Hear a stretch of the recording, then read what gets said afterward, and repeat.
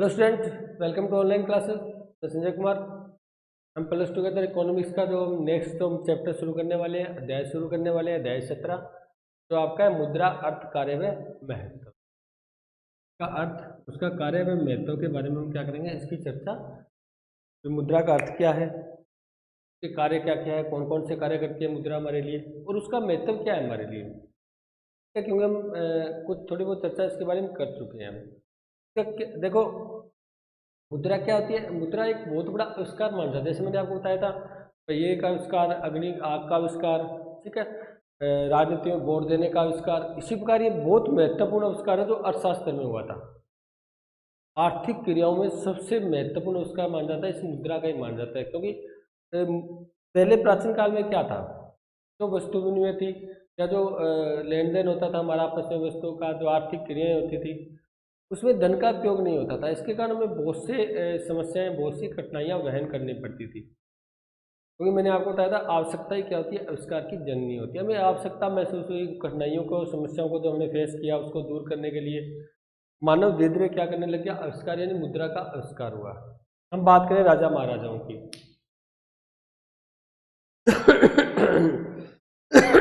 भी मुद्रा का आविष्कार सीधे नहीं हुआ, लेकिन देखो, पहले वस्तु विनिमय प्रणाली थी, फिर धीरे धीरे राजा महाराजा थे, उन्होंने अपने व्यापार के लिए, अपने शासन को चलाने के लिए, अब सिक्के वगैरह देखते हैं ना, हम इतिहास पढ़ते हैं, सिक्के मिले थे सोने के, चांदी के, तांबे के, यानी ऐसी मुद्राओं को उन्होंने अंकित कर रखा था। क्योंकि राजा महाराजा जो राजतंत्र होता है ना, उसके अंदर आप पढ़ते हो कि राजा जो जिस पर अपनी मोहर लगा देता है ना, वो उसकी मुद्रा बन जाती है। चाहे वो तांबे की हो, चांदी की हो, चाहे सोने की हो, जो उसने मोहर लगा दी, जो उसने कह दिया, वही मुद्रा होती है और वही पूरे देश के अंदर चलती है।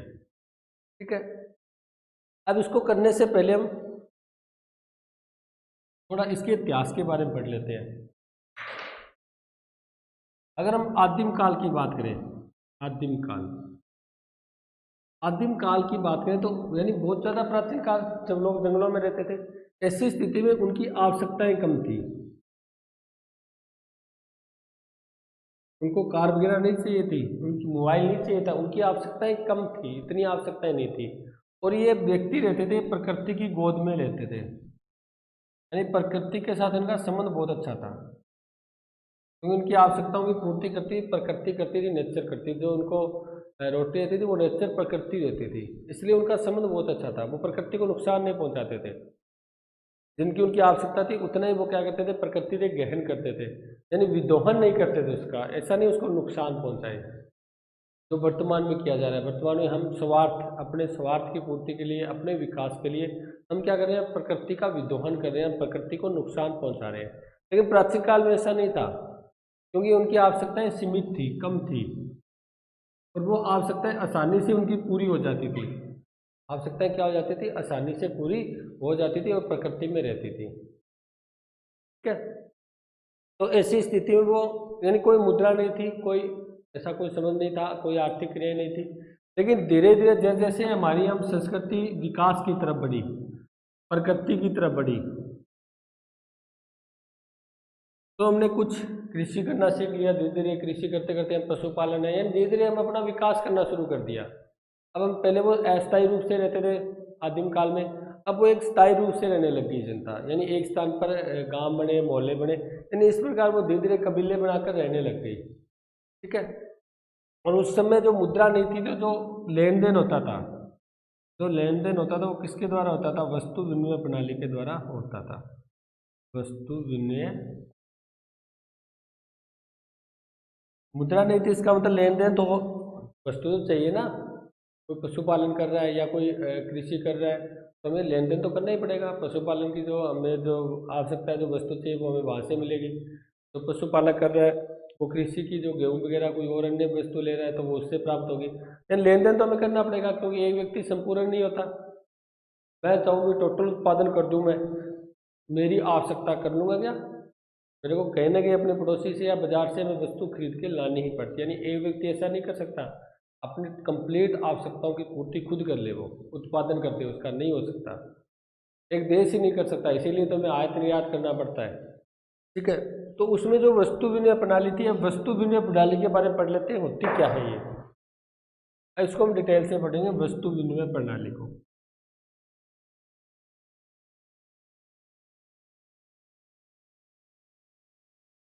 वस्तु विनिमय प्रणाली, बिल्कुल सिंपल सी है। वस्तु विनिमय होता है लेन देन करना, यानी जो लेन देन होता था वो मुद्रा के द्वारा नहीं होता था बल्कि वस्तुओं के द्वारा ही होता था, उसे वस्तु विनिमय प्रणाली कहते हैं। अब तो क्या होता है, आपके पास पैसा होता है, आप बाजार में जाते हो, वस्तु खरीद लाते हो, यानी जो लेन देन हुआ किसके द्वारा हुआ, मुद्रा के द्वारा हुआ। मेरे पास वस्तु है, मैं बेचने जाता हूँ, मैं जाता हूँ पैसे ले आता हूँ, यानी ऐसा तो नहीं है मैं वस्तु के बदले वस्तु ला रहा हूँ, है ना, या वस्तु देखकर वस्तु ला रहा हूँ या वस्तु लेकर वस्तु दे रहा हूँ, ऐसा तो कोई मैटर ही नहीं है। हमें तो मुद्रा लेते हैं, हम आसान हो गया बिल्कुल ही, मुद्रा ले जाते हैं, जाके आसानी से जाके हम जो चाहे वो वस्तु अपनी इच्छा से खरीद सकते हैं हम। लेकिन यहाँ पर क्या था, यहाँ पर जो विनिमय लेन देन होता था, जो लेन देन होता था वो किसके द्वारा होता था, वस्तु के द्वारा होता था, मुद्रा नहीं थी। किसके द्वारा होता था, वस्तु के द्वारा होता था। अब इसके अंदर दिक्कत क्या होती है, दिक्कत ये होती है क्योंकि इसमें दोहरे संयोग चाहिए, ये ध्यान रखना, दोहरे संयोग की सबसे बड़ी समस्या होती है। आगे इसके बारे में पढ़ेंगे भी हम, क्योंकि मान लेते हैं मेरे पास गेहूं है, आपके पास कपड़ा है। अब मेरे को सबसे पहले क्यों वस्तु विनिमय प्रणाली है, तो मेरे को गेहूं बेचना है, कपड़ा लेना है, गेहूं बेचना है और कपड़ा, यानी गेहूं देकर कपड़ा लेना है। हो सकता है आपको कपड़ा देना तो है लेकिन आपको गेहूं की आवश्यकता नहीं है, तो लेन देन हो जाएगा, नहीं होगा। लेन देन तभी होगा जब ये गेहूं बेचने के लिए तैयार हो जाए और ये कपड़ा बेचने के लिए तैयार हो जाए। उस गेहूं वाले व्यक्ति को कपड़े की आवश्यकता है और कपड़े वाले व्यक्ति को गेहूं की आवश्यकता है, तभी तो लेन देन होगा।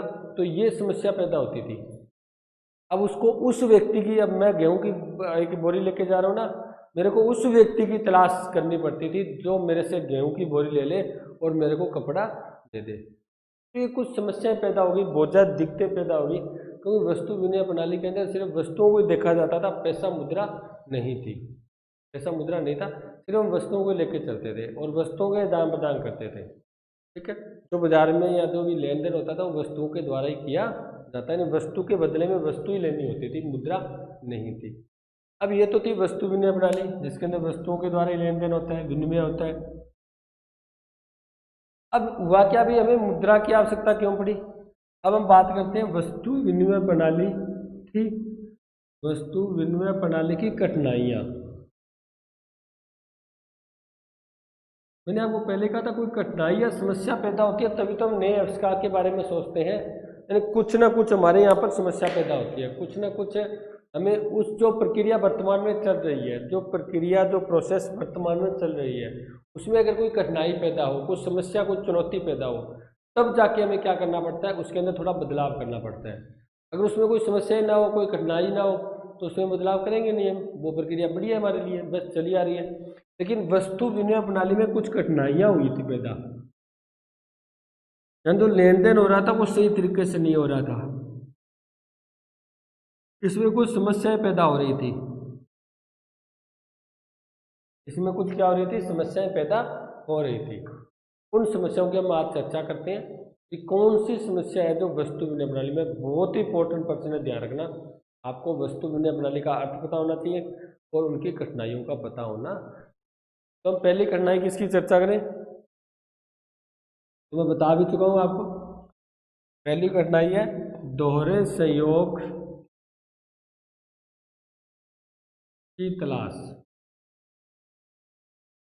यानी दोहरे संयोग की तलाश या दोहरे संयोग की कठिनाई कर रहे हैं तो कठिनाई लिख दो, कोई दिक्कत नहीं, दोहरे संयोग की कठिनाई, इसके बारे में बता चुका हूँ आपको मैं।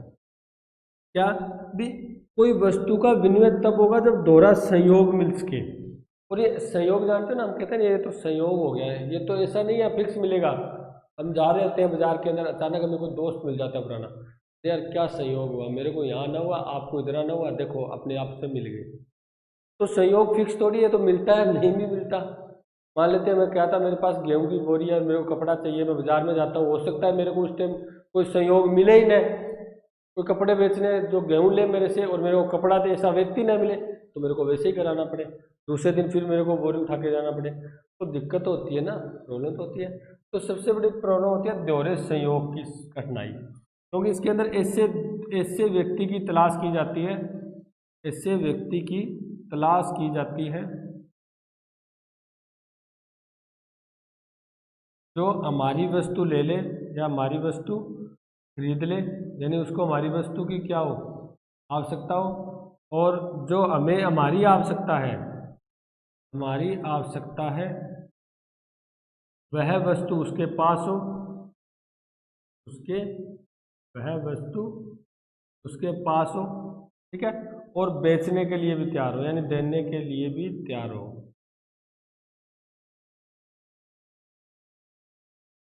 तभी जाके क्या होगा, क्रय विक्रय होगा। जैसे मैंने अभी उदाहरण दिया था गेहूं और कपड़े का, गेहूं और कपड़ा। पहला तो ये हो भाई मेरी वस्तु लेने के लिए तैयार हो जाइए, ठीक है, मेरे पास गेहूं नहीं, मैं गेहूं लेने के लिए तैयार हूँ, ये व्यक्ति कहता है जो कपड़े वाला व्यक्ति है। दूसरी बात, अब मेरे को कपड़ा चाहिए, इसका मतलब उसके पास कपड़ा होना चाहिए। तीसरी बात, ये कपड़ा बेचने के लिए भी तैयार होना चाहिए, ऐसा भी नहीं है कि उसके पास कपड़ा है तो वो दे ही नहीं रहा, फिर फायदा क्या हुआ, हमें तो कपड़ा चाहिए, वो नहीं दे रहा तो फिर तो हम गेहूँ उसको देंगे नहीं। यानी ऐसा संयोग होना चाहिए भी वो अपनी वस्तु लेने के लिए तैयार हो जाए क्योंकि उसकी आवश्यकता है गेहूँ, और कपड़ा उसके पास अधिक है तो वो बेचने के लिए तैयार हो जाए, यानी कपड़ा हमें चाहिए। यानी तभी जाके क्या होता है, लेन देन होता है, विनिमय होता है। और ऐसे संयोग की तलाश करना बहुत कठिनाई होती है, बहुत मुश्किल होती है। अब क्या पता वो व्यक्ति कहाँ मिलेगा जिसके पास कपड़ा हो और वो कपड़ा देने के लिए तैयार हो और हमसे गेहूं लेने के लिए तैयार है। ऐसा संयोग मिलना बहुत कठिन था क्योंकि उसको बहुत ज़्यादा माथापच्ची करनी पड़ती है, बहुत लोगों के पास उसको जाना पड़ता है। जैसे मान लेते हैं 1 क्विंटल की बोरी मेरे कंधे पर है, अगर मेरे को पूरे दिन चलना पड़े तो मुश्किल होती है ना। अब क्या क्या पता वो व्यक्ति कब मिलेगा हो सकता है व्यक्ति मेरे को जाते ही मिल जाए, हो सकता है वो पूरे दिन के अंदर बुकाई करने के बाद ही वो व्यक्ति मेरे को न मिले जो मेरे से गेहूं ले ले और कपड़ा मेरे को दे दे, है ना। तो ऐसी स्थिति में एक कठिनाई पैदा हुई थी, बहुत ज़्यादा समस्या पैदा हुई थी। अब हम इसके सेकंड समस्या की बात करते हैं, कठिनाई की बात करते हैं वस्तु विनिमय प्रणाली की। पहले तो मैं तो ध्यान रखना दोहरे संयोग की है ना कठिनाई, सबसे प्रमुख कठिनाई तो यही है, इसी कारण मुद्रा का आविष्कार हुआ था। सेकंड में बात करें वस्तु का मूल्य मापने में कठिनाई।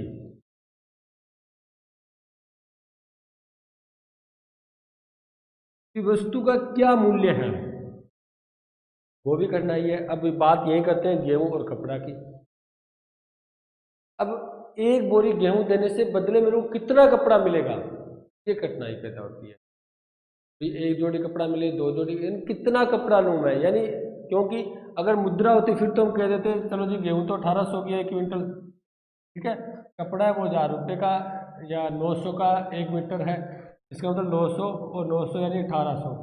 तो वो एक बोरी के बाद बदले में 2 जोड़ी क्या करेगा, वो हमें 2 मीटर कपड़ा देगा। ये तो तब होता जब मुद्रा होती, लेकिन मुद्रा तो है ही नहीं, तो ऐसी स्थिति में तो मुश्किल हो गया ना काम। उसकी कीमत क्या डिसाइड की जाए भाई, एक बोरी के बदले में कितना कपड़ा मिलना चाहिए, या 1 मीटर कपड़े के बदले में उसको कितनी गेहूं देनी है हमें, हो जाता है ना। तो ये भी एक घटना, यानी वस्तु का मूल्य नहीं माप सकते हम। और आपको पता है हम वर्तमान में वस्तु का मूल्य मुद्रा में तो माप रहे हैं। ये मार्कर 20 रुपये का है, 25 रुपये का, 30 का, कौन माप रहा है, मुद्रा ही तो माप रहा है।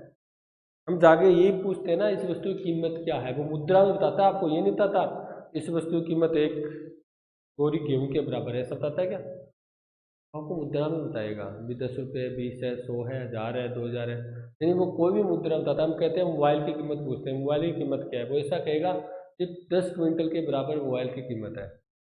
क्या क्या अर्थ हुआ का, मतलब सही तरीका नहीं पता चला ना, हमें कीमत का सही पता नहीं चला, लेकिन वो हमें सीधा कह देगा जी 15,000 का एक मोबाइल है, 20,000 का एक मोबाइल है। इसका मतलब इसकी कीमत किस में मापी जा रही है, मुद्रा में मापी जा रही है। लेकिन प्राचीन काल में जब वस्तु विनिमय प्रणाली थी तब तो मुद्रा थी नहीं, वस्तु विनिमय प्रणाली में तो मुद्रा थी नहीं, मुद्रा नहीं थी, तो ये भी एक कठिनाई थी, वस्तु का मूल्य मापने में बहुत ज़्यादा दिक्कतें आ रही थी कि मेरी वस्तु के बदले में मुझे कितनी वस्तु मिलनी चाहिए, इसकी समस्या थी, ये कठिनाई थी। या दूसरे की जब मैं एक वस्तु ले रहा हूँ तो मेरे को कितनी वस्तु उसको देनी है, ये तो हो नहीं सकता भी 1 क्विंटल गेहूँ और 1 मीटर कपड़े की कीमत बराबर हो जाए, ऐसा तो नहीं, कीमतें तो अलग अलग ही होती है, या एक ही होती है। आप देख लो अपने बाजार में भी देख लो, कीमतें अलग अलग होती है। इसका मतलब कीमत अगर समान हो फिर तो वो गेहूँ सीधा देगा, कपड़ा ले आएगा, उसको मापने की जरूरत ही नहीं है। यानी वस्तु की कीमतें अलग अलग होती है, उसका महत्व अलग अलग होता है, और महत्व अलग अलग होने के कारण उनकी कीमतें भी क्या होती है, अलग अलग। लेकिन वस्तु विनिमय प्रणाली में इन कीमतों को मापने में क्या होती है, कठिनाई पैदा। उसके बाद तीसरा पढ़ते हैं हम, ये लिख देता हूँ।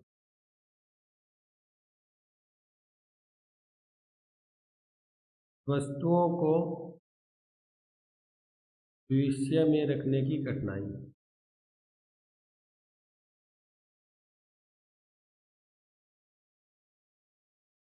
देखो इसमें क्या है, और ये जो वस्तुएं जो शीघ्र नाशी होती है, जल्दी नाश हो जाती है, जैसे हम बात करते हैं सब्जी की, फल की, दूध की, ये कुछ वस्तुएं ऐसी होती है जो शीघ्र नाशी होती है, यानी इनका उसी टाइम उपयोग करना होता है।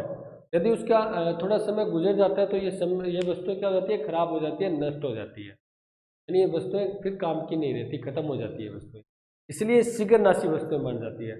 अब आपको कह दीजिए इनको भविष्य में आपको बचा कर रखना है, क्या रख लोगे, क्या बचत करके रखनी है, कहाँ रख लेंगे, इनका तो उसी टाइम उपयोग होता है। अगर हम उसको भविष्य में बचा कर रखेंगे, जैसे मान लेते हैं मेरे पास 2 किलो सब्जी है, तो मैं क्या करूँगा, 1 किलो तो अब मैं दे दूंगा, 1 किलो देकर मान लो 1 किलो दूध ले आया मैं। अब मैं सोचूंगा यार अब मेरे को 1 किलो दूध 2 दिन चल जाएगा, अब मैं 2 दिनों के बाद फिर 1 किलो सब्जी बेच दूंगा, ऐसा हो सकता है क्या? यानी भविष्य में उसको बचा कर नहीं रख सकते हम, 2 दिनों के बाद तो खराब हो जाएगी, कौन लेगा उसको।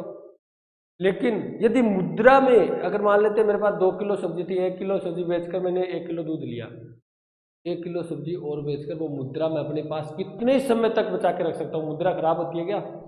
वैसे खराब थोड़ी होती है। हम वस्तु को तो बचाकर लंबे टाइम तक नहीं रख सकते, वो खराब हो जाती है, नष्ट हो जाती है। लेकिन उसको बेचकर अगर जो मुद्रा हमारे पास आई, उसको तो हम 10 साल 20 साल कितने साल हमारे अपने पास रख सकते हैं, वो खराब है वैसी खराब नहीं होती। तो वस्तु विनिमय प्रणाली में सबसे बड़ी समस्या ये भी है कि विषय में रखने की कठिनाई होती है, यानी उसको हम आगे विषय के लिए बचाकर नहीं रख सकते, बचत नहीं कर सकते। मुद्रा में तो हम बचत कर सकते हैं, और उस बचत को हम लंबे टाइम तक अपने पास रख सकते हैं, कुछ नहीं बिगड़ने वाला। आप देख लेना 500 100 रुपये 1000 रुपये रख लो आप, 10 20 25 30 कुछ नहीं बिगड़ेगा उसका, बिल्कुल वैसे ही रहेगा।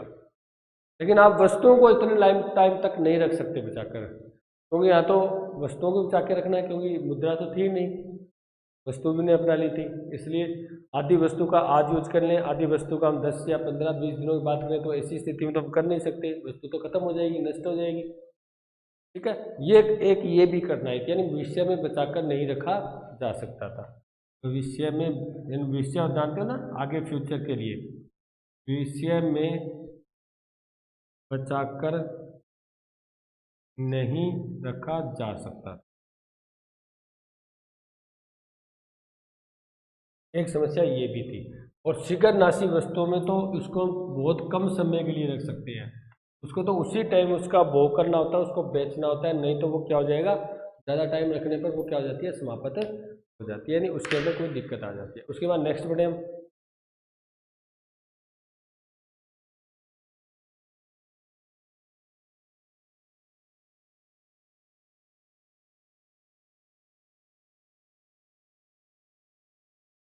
इसी घटना की बात करें तो अविभाज्य वस्तुओं के विनिमय में कठिनाई।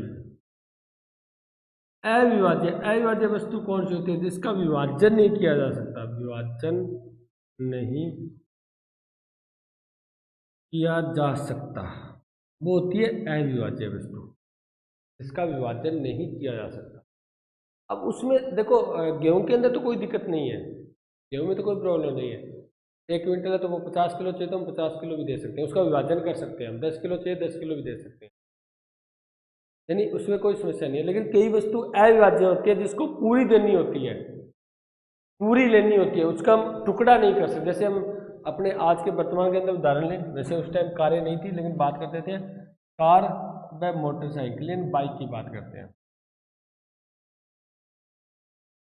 हमें एक मोटरसाइकिल चाहिए, ठीक है, एक बाइक चाहिए हमें, लेकिन हमें पता है एक कार के बदले मान लेते हैं 4 बाइक आ जाती है, लेकिन हमें चाहिए एक ही और कार हमें देनी है, तो हम क्या करेंगे, जो कार होगी उसका क्या कर देंगे, चलो मैं डायग्राम बना लेने पड़े, कार के 4 हिस्से कर लूँगा मैं, क्योंकि मेरे को पता है कि एक कार के बदले 4 बाइक आती है, लेकिन मेरे को तो एक ही बाइक चाहिए। ठीक है, तो मैं कार का एक टुकड़ा इसको दे दूंगा और बदले बाइक ले लूँगा। क्या ये बात सही है क्या? ये तो इसका कोई महत्व ही नहीं रहेगा, महत्व रहेगा कुछ, ये तो समाप्त हो जाएगी बिल्कुल ही। ये एक टुकड़ा तो मैं इसकी तरफ दे रहा हूँ, फिर ना तो उसके काम आने वाली ना मेरे काम आने वाली। यानी क्यों? क्योंकि ये वस्तु अविभाज्य है। वस्तु कौन सी है? अविभाज्य है। जैसे हम पशु की बात करें, अब पशु या तो पूरा लो या तो हम कहते हैं एक बोरी के बदले मेरे को आधा पशु दे दो जी, आधा आप रख लो, ऐसा हो जाएगा? वो तो पशु का जीवन ही खत्म हो जाएगा फिर। यानी अविभाज्य वस्तुओं में ऐसी दिक्कतें आती हैं, जिसके अंदर हम क्या कर सकते हैं, हमें वस्तु चाहिए कम, पूरी वस्तु तो हम लेंगे नहीं, या कहते हैं भी हमारे पास है ही एक बोरी गेहूँ, उसके बदले में तो एक पशु आ ही नहीं सकता, तो मेरे को तो आधा दे दो जी। ऐसा नहीं हो सकता, क्योंकि इससे क्या होती है, वो वस्तु ही समाप्त हो जाती है, यानी उसके हम जीवन लीला ही समाप्त कर देते हैं।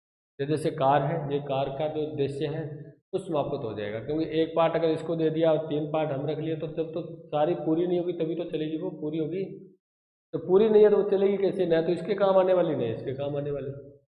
बात समझिए ना? तो अविभाज्य वस्तुओं में विनिमय में कठिनाई होती है। अब उसको पूरी वस्तु लेनी पड़ती है, आधी नहीं ले सकता वो। तो वस्तु विनिमय प्रणाली तो ये कहता है वस्तु के बदले वस्तु। अब उसको चाहिए ही एक बाइक, ठीक है, चाह थोड़ी लेगा उससे, वो उसको चाहिए ही एक, इसलिए वो आधा टुकड़ा दे देगा उसका, थोड़ा टुकड़ा उसके पास दे देगा। लेकिन ऐसा नहीं होता, क्योंकि कार एक अविभाज्य वस्तु है, पशु एक अविभाज्य वस्तु है। ये विभाज्य है, इसके अंदर कम ज्यादा कर सकते हैं हम। चलो वो कहता है तेरे को 1 मीटर कपड़ा चाहिए तो एक बोरी गेहूं मत दे, मेरे को आधी गेहूं दे दे यार, तेरे को 1 मीटर कपड़ा दे देता हूँ मैं, तो मतलब इसमें तो कोई दिक्कत नहीं है, ये तो अविभाज्य वस्तु है। कपड़ा होता है वो आधा मीटर भी हो सकता है, मीटर भी हो सकता है, 1.5 मीटर, उसको हम काट सकते हैं इसी प्रकार से, लेकिन इसको हम काट नहीं सकते। और अविभाज्य वस्तुओं में जो विनिमय होता है ना, उसके अंदर बहुत ज़्यादा दिक्कत होती है, उसको हम सही तरीके से विनिमय नहीं कर सकते। ठीक है, अब आगे बढ़ते हैं नेक्स्ट इसकी समस्या के।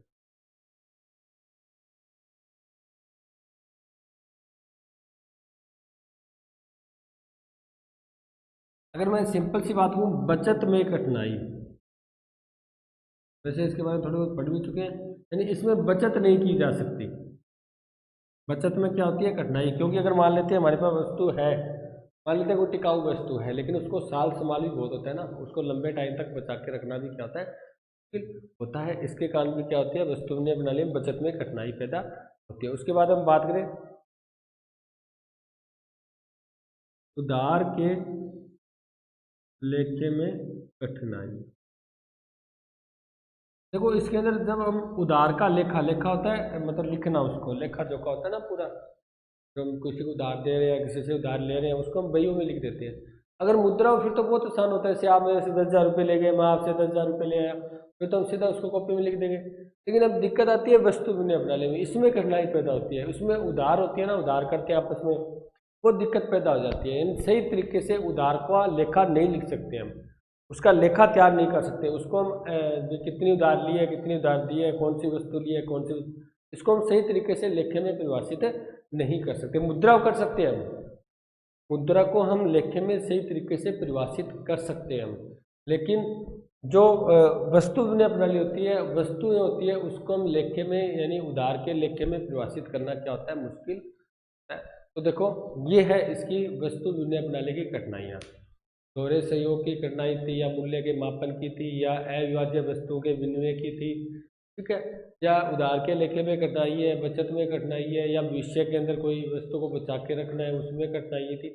यानी मेन मतलब ये था भी इसके कारण ही हमें आवश्यकता महसूस हुई कि हमें ऐसी ऐसी कोई वस्तु होनी चाहिए, ऐसी कोई चीज़ होनी चाहिए जो इस विनिमय को आसान बना दे, ताकि जो इस कठिनाई या समस्या पैदा हो रही है उसको दूर किया जा सके। तब जाके धीरे धीरे मुद्रा का आविष्कार होना शुरू, क्योंकि जनता के दिमाग में भी बहुत सी समस्या पैदा हो रही है, बहुत कठिनाई पैदा हो रही है। तो हमें एक ऐसी वस्तु का निर्माण करना चाहिए जो सर्वग्राह्य हो। सर्वग्राह्य यानी सभी को ग्रहण कर ले उसको। 10 रुपये होते हैं ना, वो चाहे आपको दो, मेरे को दो, बच्चों को दो, वो सर्वग्राह्य है, वो सभी उसको ग्रहण कर लेते हैं, कोई मना नहीं करता। ये नहीं कहता 10 रुपये नहीं लूँगा हम तो, ये क्योंकि हमारी करेंसी है। आप भारत के अंदर किसी भी क्षेत्र में जाकर वो 10 रुपये चला सकते हो, तो 10 रुपये में ही चलेंगे। ऐसा नहीं महाराष्ट्र में 50 रुपये चल रहे हो, राजस्थान में 5 रुपये में चल रहे हो, ऐसा कुछ भी नहीं है। उसकी कीमत वही होगी जो 10 रुपये की यहाँ है, वही 10 रुपये की वहाँ होगी। लेकिन इसमें ऐसा नहीं होता। इसमें ऐसा, ये देखो मान लेते हैं गेहूँ है, अब इसको नहीं चाहिए तो नहीं चाहिए, लेकिन अगर इसको ये पैसा देता है, पैसा किसी को दे दो, सब ले लेते हैं। अपनी वस्तु का क्रय विक्रय आसानी से किया जा सकता है। जैसे मेरे को वस्तु बेचनी है तो मेरे को तो पहले तो दोहरे सहयोग देखना पड़ेगा, कपड़े वाले ढूंढना पड़ेगा। अगर मुद्रा है तो मेरे को जरूरत नहीं है ढूंढने की, मैं जाऊंगा बाजार में सीधा गेहूँ बेच दूंगा, पैसा मिलेगा, उस पैसे से मैं मनमर्जी से कहीं पर भी वस्तु कपड़े को खरीद लूंगा। कहने मतलब उन्होंने सोचा भी एक ऐसी वस्तु का निर्माण किया जाए जो सर्वग्राही हो, सभी उसको ग्रहण कर ले, कोई मना ना करे।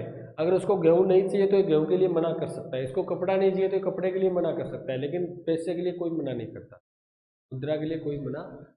अब आगे बढ़ते हैं मुद्रा के अर्थ के बारे में। अब एक टॉपिक वैसे बता चुका हूँ, लेकिन एक छोटा सा टॉपिक है बुक में, कर लेते हैं। मुद्रा का प्रादुर्भाव, फिर इसके अर्थ के बारे में पढ़ते हैं। यानी मुद्रा का उत्पन्न होना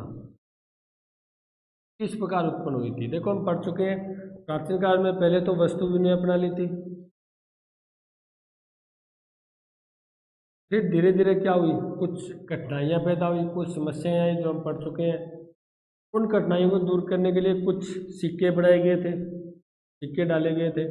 जैसे प्राचीन काल में राजा महाराजा थे तो क्या करते थे, अपने वस्तु विनिमय करने के लिए, अपने देश में लेन देन करने के लिए वो क्या करते थे, किसी न किसी को मुद्रा घोषित कर देते। जैसे मैंने कहा था सोना चांदी तांबा किसी प्रकार की, उसको अपनी मोल लगा देते थे राज्य की और उसको मुद्रा घोषित कर देते थे। क्यों करते थे, ताकि विनिमय में आसानी रहे, आसानी तरीके से क्या क्या इसके विनिमय या लेन देन किया जा सके। ठीक है, धीरे धीरे सिक्कों का निर्माण हुआ, यानी राजा महाराजाओं ने ऐसा किया।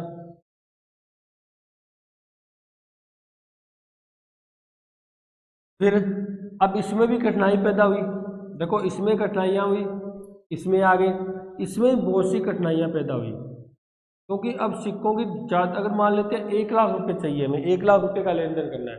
अब 1 लाख के सिक्के कौन गिने भाई, कितना होगा मूल्य उसका। अब 1 लाख के सिक्के डालोगे ना तो एक पूरी बोरी भरी जाती है, उसको भी उठाए जाना तो रिस्क तो है, कोई छीन भी सकता है, घूम भी सकता है, रिस्क तो फिर भी हो गई, उतना वजन उतना श्रम उसका फिर लग रहा है, तो क्यों ना उतना। फिर धीरे धीरे कुछ कठिनाइयाँ पैदा हुई, तब जाके उन्होंने क्या किया, कागजी मुद्रा का आविष्कार किया। अब देखो छोटा सा टुकड़ा 2000 का है, तो कागज का टुकड़ा करेंसी है, लेकिन उस पर मोल लग गई ना, वो 2000 रुपये के बराबर वैल्यू होगी उसकी। यानी लाख रुपये हम आसानी से अपने बटुए में, अपने पर्स के अंदर, अपने जेब के अंदर भी डाल सकते हैं, पता ही नहीं चलेगा किसी को। पहले तो लाख रुपए के सिक्के थे ना, तो उनको बहुत ज़्यादा वजन हो जाता था, लेकिन अब लाख रुपये हम आसानी से कहीं भी छुपा के लेके जा सकते हैं, पता ही नहीं चलता, बिल्कुल छोटी सी गट्टी बनती है। अब इसके अंदर भी समस्या पैदा हुई, कठिनाइयाँ पैदा हुई। क्या कठिनाइयाँ, ये गुम भी सकते हैं, छीने भी जा सकते हैं, है ना, या करेंसी जो कागज़ है वो फट भी सकते हैं, फटने के बाद भी उनका क्या हो जाता है, वो कागज़ खराब हो जाता है, तो वो चलेंगे नहीं, समस्या तो पैदा हुई ना। अब हो गया बिना मुद्रा के लेन देन, यानी जिसे हम बोलते हैं मुद्रा के बिना लेन देन, यानी कैशलेस भारत, तो कैशलेस की बात करते हैं। यानी अब आपको कैश रखना ही नहीं है अपने पास, मुद्रा ही रखने की आवश्यकता नहीं है। अब डेबिट कार्ड है, एटीएम वगैरह आपको उपलब्ध करा दिया जाता है। अब आपको पैसे रखने की समस्या नहीं है आपके पास, ना तो आपको घूमने का डर है, अभी वो गुम हो जाएगा, फट जाएगा, या कुछ और, कुछ भी डर नहीं है। अब आप बिना किसी पैसे के भी क्या कर सकते हो, लेन देन कर सकते हो। विकास तो कर रहे हैं ना, पहले वस्तु विनिमय अपना ली थी, फिर धीरे धीरे सिक्के आए, उसके अंदर कठिनाइयाँ हुई, फिर कागजी मुद्रा के आविष्कार हुए, बड़े कागज की मुद्रा बनी, फिर उसके अंदर फिर कठिनाइयाँ पैदा हुई, फिर जाके क्या हुआ, कैशलेस, मतलब ऐसे कोई विनिमय हुआ तो लेन देन हो, उसके अंदर पैसे की आवश्यकता नहीं है, आप ऐसे कार्ड के द्वारा ही क्या कर सकते हो, लेन देन कर सकते हो, आप कोई भी शॉपिंग कर सकते हो। आपको पास साथ में पैसे ले जाकर लेने की आवश्यकता ही नहीं है, क्योंकि पास पैसे होते हैं तो कुछ भी घटनाएं हो सकती है, छीने भी जा सकते हैं, गुम भी हो सकते हैं, कुछ भी हो सकता है। लेकिन इसके अंदर आपकी कोई टेंशन नहीं है, धीरे धीरे जैसे जैसे कठिनाइयाँ पैदा होती गई, वैसे वैसे आगे से आगे हम आविष्कार होते गए। क्योंकि आवश्यकता होती है वो आविष्कार की जननी होती है, हम चर्चा कर चुके हैं। जैसे जैसे हमारे सामने कठिनाइयाँ पैदा होती गई, वैसे वैसे हम नए नए आविष्कार या नए जो आविष्कार में जाते गए, नए नए हम क्षेत्र खोजते गए। ठीक है, उसके बाद नेक्स्ट बात करें हम मुद्रा के अर्थ की।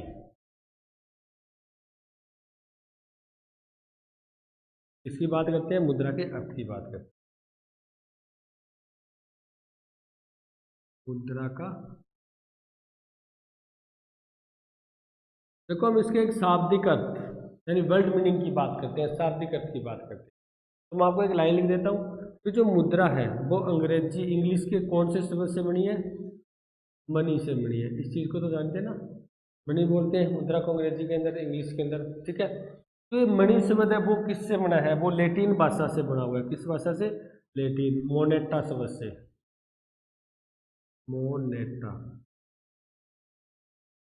जो आपका मनी शब्द है इंग्लिश का, वो लैटिन भाषा के मोनेटा शब्द से, लातिन भाषा के मोनेटा शब्द से बना हुआ है। अब मोनेटा का क्या अर्थ है? देखो मोनेटा थी ना, एक देवी थी, देवी जुनो, देवी जुनो। और देवी जुनो को कहा जाता भी है स्वर्ग में लेकर जाने वाली देवी थी। यानी इससे जनता को क्या मिलता था? स्वर्गीय सुख मिलता था, सुख मिलता था। ठीक है, देवी जुनो को ये मोनेटा थी, देवी जुनो, गॉडनेस जुनो। ठीक है, मोनेटा भाषा से बना था। ये रोम की देवी थी। कहाँ की देवी थी? रोम की देवी। और उसके बारे में क्या परंपरा थी या कौन सी विचारधारा थी? वो ये थी कि वो स्वर्गीय सुख प्रदान करती है जनता को। इसी प्रकार मुद्रा भी क्या है? स्वर्गीय सुख देने वाली वस्तु है।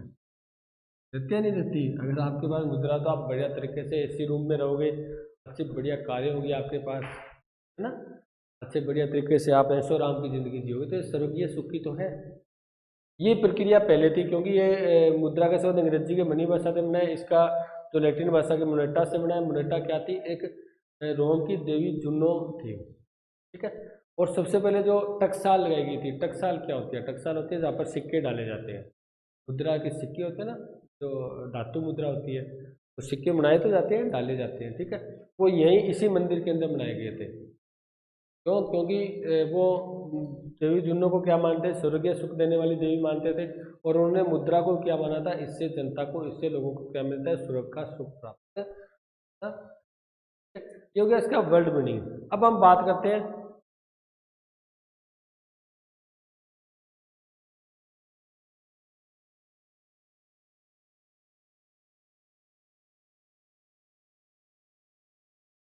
सबसे पहले आप देखो, आपने क्या सबसे इम्पोर्टेंट आपका है, आपने मुद्रा के बारे में पढ़ लिया। एक तो आपने पढ़ा वस्तु विनिमय प्रणाली को पढ़ लिया,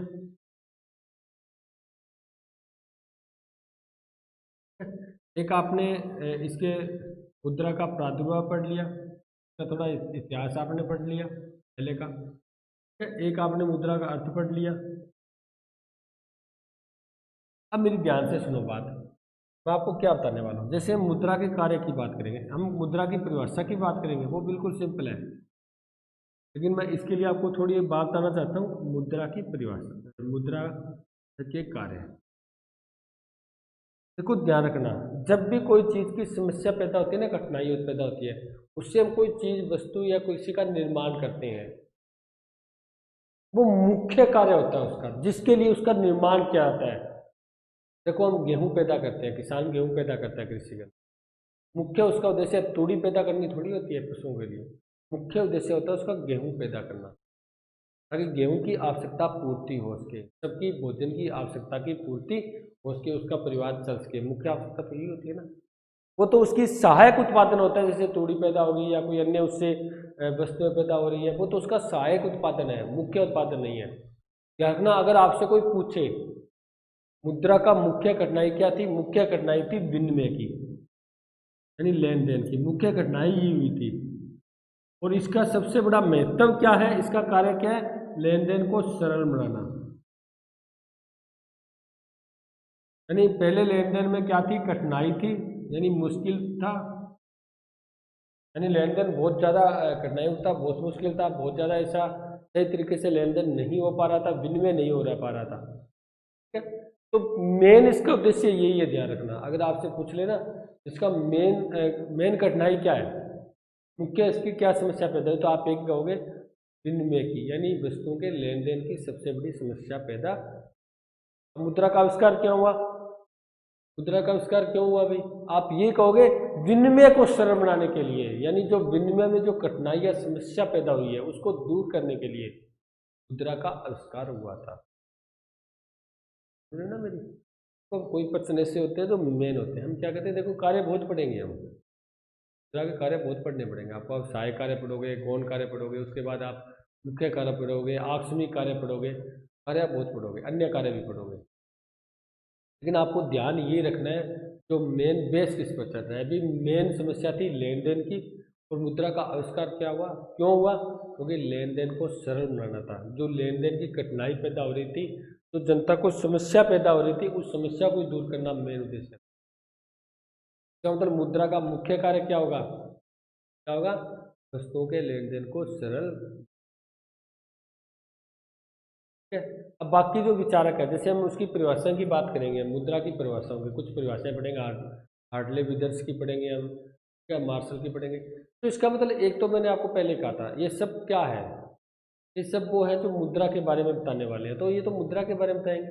कोई तो कहेगा जी जो विनिमय का काम करे वो मुद्रा है, कोई ये कहेगा सरकार जो डिसाइड कर दे वो मुद्रा है, क्योंकि सरकार ने पहले अलग 500 1000 रुपये के नोट थे, तो सरकार ने उसके अंदर नोट परिवर्तन किए, यानी जो विमुद्रीकरण किया था, करेंसी चेंज की थी, अब नए नोट है वो हो गए। यानी सरकार जिसको वैध बना दे, सरकार की जिसकी मोहर लग जाए, सरकार जिसको घोषित कर दे, वो मुद्रा है। तो बताया था ना मैंने आपको, राजा महाराजा थे, उन्होंने कोई, किसी ने चांदी के सिक्के चलाए थे, किसी ने तांबे के चलाए थे, किसी ने सोने के चलाए थे, अलग अलग चलाए थे ना। यानी जिसके ऊपर उनकी मोहर लग जाती थी, जिसको ये वैध कर देते, यानी राज्य के द्वारा घोषित कर दी जाती थी, वो क्या है, मुद्रा।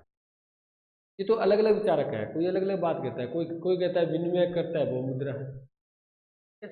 तो इसका कोई मैटर नहीं है, परिभाषा का कोई मैटर नहीं होता, ध्यान रखना, मैंने आपको बहुत बार कह दिया।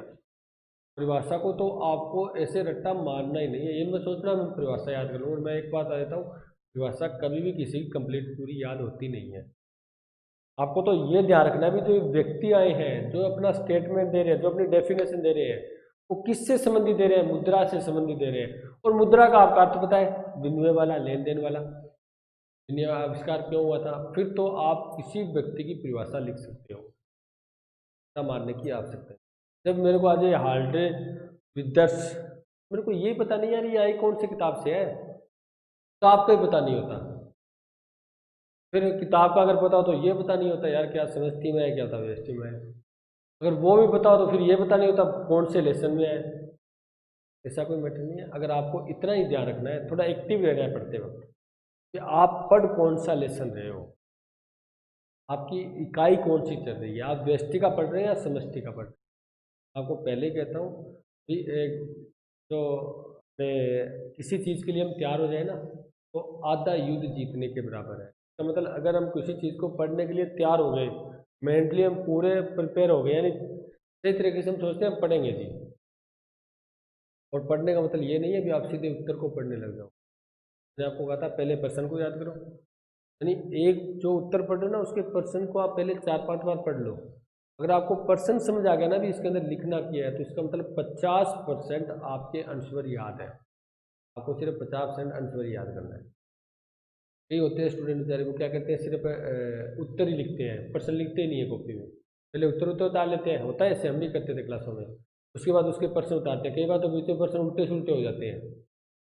तो पहले उत्तर उतार लिए कॉपी के अंदर, फिर प्रश्न उतारते वक्त वो क्या होता है, कई बार जगह छोड़ने भूल जाते हैं या कम छोड़ देते हैं, या कोई अन्य रीजन होता है, जल्दबाजी में ऊपर नीचे लिखा जाता है प्रश्न, कोई दिक्कत नहीं है, फिर वो ऐसे लगाते हैं तिरकमान का निशान, ये इसका उत्तर है जी, ये इसका उत्तर है, ऐसा करते हैं। ये सही नहीं है, क्योंकि इसके अंदर क्या होता है पता ही नहीं चलता प्रश्न उत्तर है किसका, ये तो गलत हो जाता है। तो पहले प्रश्न पढ़ा करो, उसको लिखा करो, फिर उत्तर लिखा, तो बढ़िया तरीके से याद होगा, बढ़िया मार्क्स बनेंगे आपके। ठीक है। अपने एक सरल तरीके से पढ़ेंगे भाई, जो भी सिलेबस करेंगे ना बिल्कुल सरल सिंपल भाषा में करेंगे, टफ क्वेश्चन वाली बात नहीं है। ठीक है। अपने मुद्रा के कार्य है, परिभाषा है, उसके बारे में नेक्स्ट क्लास में पढ़ेंगे। यहाँ तक इतना ही है। Thank you.